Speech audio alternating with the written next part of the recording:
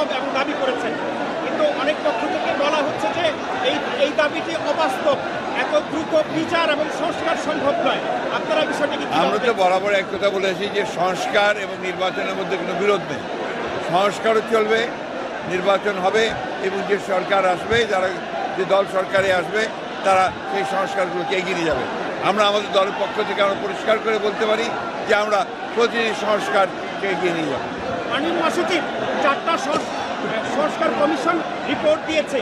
এই রিপোর্ট নিয়ে অনেক ধরনের বিতর্ক হচ্ছে, যেমন সংবিধান সংস্কার, তারা ধর্মনিরপেক্ষতার কথা বলেছে। তো এই রিপোর্টগুলোকে আপনারা প্রাথমিকভাবে আপনাদের মন্তব্যটা কি? আমরা প্রাথমিকভাবে এখনই কোনো মন্তব্য করতে চাই না, এই জন্য যে পুরো রিপোর্ট আমাদের কাছে এসে পৌঁছেনি। 1 নম্বর। 2 নম্বর, এখানে সরকার যেটা বলেছে এবং যে পরিকল্পনা করেছে, এই রিপোর্টগুলো পাওয়ার পর রাজনৈতিক দলগুলোর সঙ্গে আলোচনা করবে, তারপরেই সিদ্ধান্ত হবে, এবং ঐক্যমত ছাড়া কোনোটাই গ্রহণযোগ্য হবে না।